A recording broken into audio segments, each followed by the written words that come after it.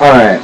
I like what he was saying on a lot of that stuff. I have a lot of stuff straight out of this little thing to prove him right. But we're going to start with Revelation chapter 11, verse 8, where it says,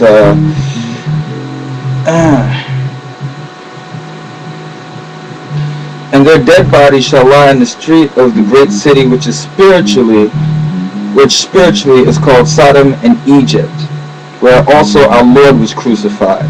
Now, there can only be one place in the whole world where Jesus was crucified, right? If there was a Jesus, and that would be in Israel. So that means that they're basically calling Israel Sodom and Egypt. Alright?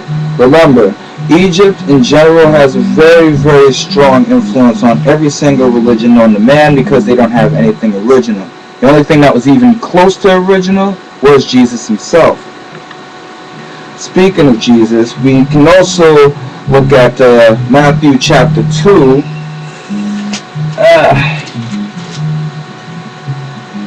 Verse 13 to 15, where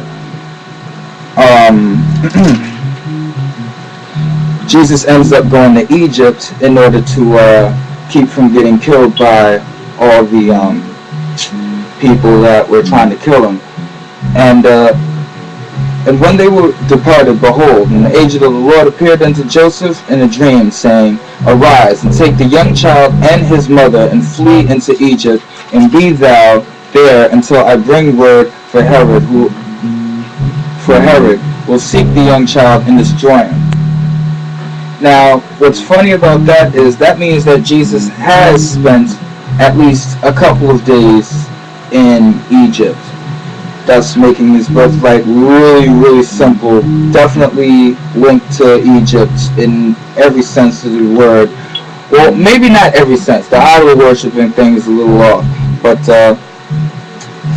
it also says, out of Egypt I have called my son. They're referring to a part in Numbers, which has nothing to do with anything, to be honest.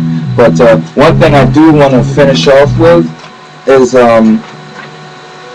Exodus chapter 4, verse 21, when God is supposedly speaking to Moses at this time, saying, and the Lord said unto Moses, when thou goest to return into Egypt, see that thou do those wonders before Pharaoh, which I have put in thine hand. But I will harden his heart, that he shall not let the people go. That means God has always been in control of whatever affairs happen with Egypt and anything dealing with Egypt in general.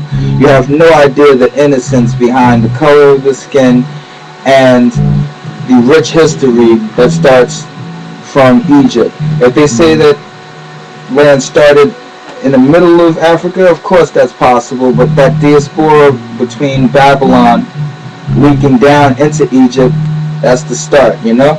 That's it. But thanks for your time, and keep doing what you're doing.